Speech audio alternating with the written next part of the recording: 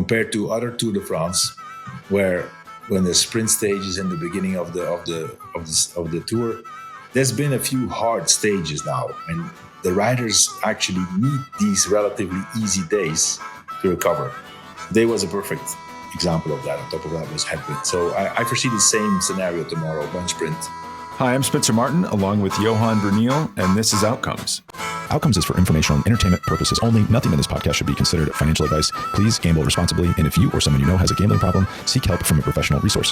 Hosts and guests may have financial interest in the bets discussed. Past performance does not guarantee future results. Everybody, welcome back to Outcomes. I'm Spencer Martin. I'm here with Johan Bruyneel. We are predicting Stage 9 of the Tour de France. I'll list off the odds, and then we will get into who's going to win and how it's going to play out. The favorite is Tim Merlier, plus 125. Second favorite, even though he won today, Jonathan Milan at plus 150, Caden Groves plus 1,400, Biniam Girmay plus 1,800, Jordi Meeus plus 2,300, Wout van Aert plus 2,900, Danny Van Poppel plus 3,400, Phil Bauhaus plus 3,400. It goes on and on. We'll call them out when we need to. If those numbers were just what is going on, you don't understand them well, you're in luck because we have a partner, Next Bets. All you have to do is go to nxtbets.com/betoutcomes. And it shows you exactly where to bet wherever you live. I was even in the UK recently, and Next Bets worked there. It showed me where I could bet online. And more importantly, it shows you the best sign-up bonuses you can get. So right now I'm in Colorado. I see on DraftKings, if I create an account, I can bet $5 and I get $150 for free. Same thing with FanDuel. So make sure you check that out. Johan, I assume you think this is a sprint stage. It's 174 kilometers, no categorized climbs, so no KOM points, pretty straightforward finish, flat as they get probably at the Tour. What do you think? Bunch sprint? Yeah, I think bunch sprint, Spencer. Châteauroux is also very famous for, bunch sprints, especially after a flat stage like this. If I'm not mistaken, Mark Cavendish won there 3 or 4 times. I think it was 3 times. Yeah. I think it's a bunch sprint, especially, knowing that stage 10 is going to be very hard. The day after is a rest day. So anybody who has a sprinter will want to make sure that it's a bunch sprint. I think we can foresee the same scenario as today. A little trek. I don't know. I mean, Van Aert got second. I don't think Visma is interested in working. Girmay with his team, with Intermarché, probably Alpecin for Caden Groves. So we'll have some people maybe try it. Today was actually really strange because nobody even tried to attack until these 2 guys from Total Energies got the instructions that they needed to show the jersey on TV. But it's kind of those kind of stages that everybody knows. Okay, why bother? Plus, I think compared to other Tour de France, where when the sprint stage is in the beginning of the tour, there's been a few hard stages now, and the riders actually need these relatively easy days to recover. Today was a perfect example of that. On top of that was headwind. So I foresee the same scenario tomorrow, bunch sprint.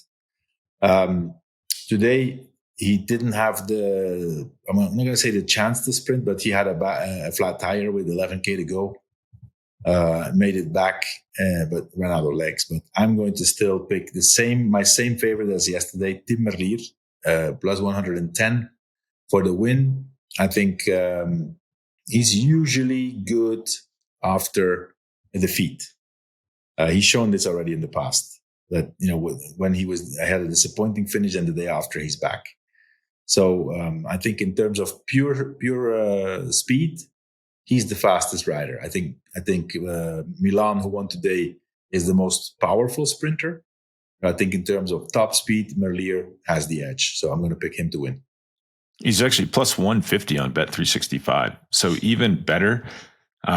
There was like a lot of people texting me like, what's wrong? Like, why? This is boring. Why aren't people getting in the breakaway? It's like, well, the riders have to rest at some point. And what's the point? Like, you're just going to get caught. Like, do not waste your energy going in the move.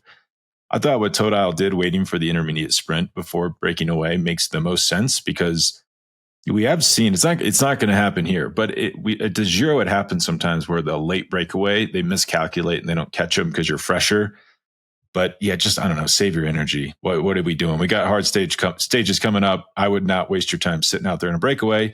I also think, Johan, probably UCI points mattering more have shifted priorities. Like, you'd rather sprint for 10th place than get in a breakaway all day and get nothing for it. But I'm going to go. I think we talked about on our weekly show, it was someone on Twitter had the idea of giving UCI points for getting in the breakaway, which I kind of like, which would really spice these stages up. But Jonathan Milan won today. He's plus 150 at Bet365 as well. I cannot believe this man is not the favorite. He's got his head down. He's tucked that head down. Steve Bruyneel on American TV said it's giving him an extra bike length. I don't know if I fully believe that, but I think Milan, I don't think anyone can come around him right now. And despite what George Hincapie says, I think that team is working pretty well together. So they're going to fix that lead out, and I think he's going to win. Yeah, definitely the strongest in terms of pure power. But sprints can go wrong. Today was actually an ideal finish for him, Spencer, because it was slightly uphill. There was a lot less fighting for position. And if you look, it's one of the few sprints that I see that they were actually almost all in a line. They were not bunched up. Tomorrow, that's not going to be the case because it's completely flat. But yeah, listen, Milan is one of the top sprinters. And now with the confidence, he is now for real in the green jersey. So that's one thing. This might be one of the advantages for Merlier, that Milan seems to really make it a goal for green. So he needs to go full gas for that intermediate sprint. Merlier also sprints, but he doesn't go full gas in those sprints. He just soft pedals. It's maybe a bit far-fetched to try to find an angle why Merlier could maybe be better in the final, because there's not that many people contesting those sprints anyway. But yeah, at 150, Milan that's a good pick.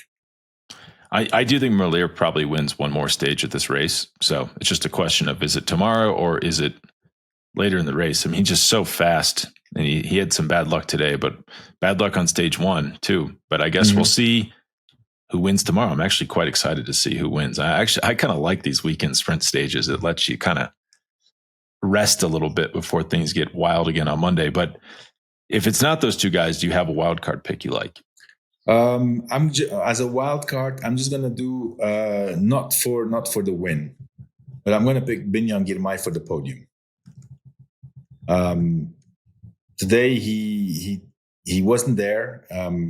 I don't know exactly what happened, if he was boxed in, and I think he ran out of legs yesterday because of the speed, a little bit bad position, and with that drag of 2.5%, didn't have it anymore. But still, it's still Binyan Girmay, and so for the podium, I can see him being second or third. He's plus 250 for the podium. Yeah, plus 250 for the podium. I like this. Today yesterday we split our wild cards, so it's like we bet half of what we would have on wild cards, and then the other half on that wild card to podium. But the thing I liked about that is, like, Milan won, and then Groves was my podium wild card at plus 150. So it's like I basically had two winners. And like tomorrow, if Merlier wins and Girmay's third, you have a winner at plus 150 and plus 250, and then your podium is actually outperforming your winner, but you're winning on both, gives you two chances to win. I like that a lot. I'm going to go same thing. I'm not picking my wild card to win. I'm going Caden Groves to podium. He podiumed today at plus 110. I think what we saw today, Johan, is like, if Wout van Aert can't get around Jonathan Milan on an uphill sprint like that, I don't think anyone's coming around Merlier or Milan. Like, it just seems a little difficult to imagine. Those other guys look like they were in molasses when the sprint started. Sure. The thing with Milan is, you kind of need to get the jump on him to beat him. I think it's, even for Merlier, it's going to be very difficult. And if Milan tomorrow gets his lead out train properly there, it's a strong lead out train. And once he gets up to speed, it's difficult to come around him. So Merlier is known to anticipate and get the jump. But with tomorrow's finish, it's a straight line again. It's not going to be easy.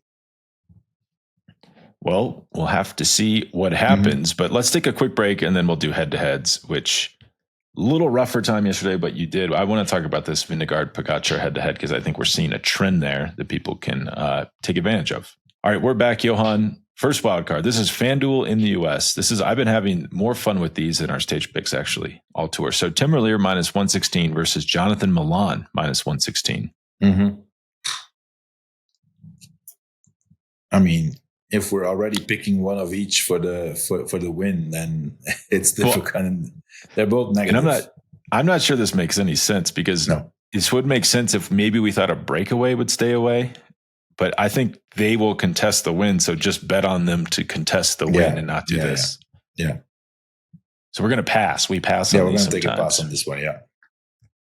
Jonas Vingegaard, minus 108. Now, it's good. Now, he was not positive like yesterday versus Tadej Pogačar, minus 126. And as I'm sure a lot of people noticed today, Pogačar was sitting at the back with Remco, and Vingegaard was spending a lot of energy to be at the front. So he finished in front of Pogačar. Your bet paid off. It's kind of funny to me that Pogačar is still the underdog here when it seems like, or he's still the favorite, even though it seems like he just has a different strategy than Vingegaard. Mm-hmm. Yeah, I'm going to go Jonas again. I like that. Eventually, they'll flip this on us and it won't be effective anymore. Caden Groves minus 172 versus Benyam Girmay plus 126.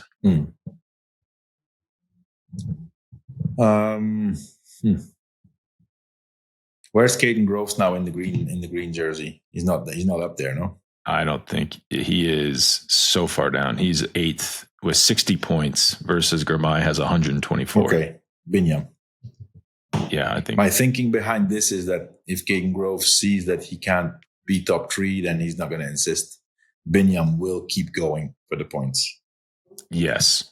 And these two stages today and tomorrow are key for the green because Milan and Girmay have to score points here because Pogačar is going to go on a tear in the mountains, would be the thinking. Pascal Ackermann minus 116 versus Phil Bauhaus minus 116. Ackermann was 4th today. He did a good sprint. Ackermann. Okay. Then Arnaud Delis minus 172 versus Alberto Dainese plus 126. What is this? The Giro d'Italia? Dainese in the sprints? I'm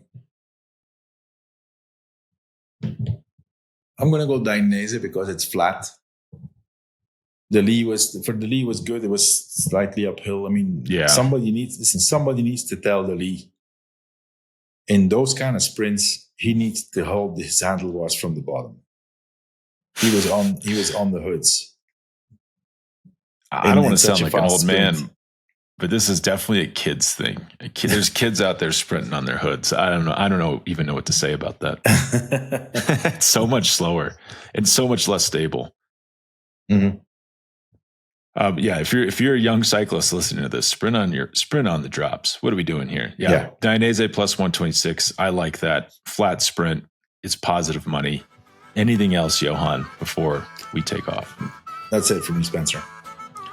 All right. Well, we will be back to predict Bastille Day, stage 10 tomorrow, and then we'll take a rest going into the rest day, and then we'll actually podcast on the rest day if anyone's curious about our schedule. But thank you, and we will talk tomorrow.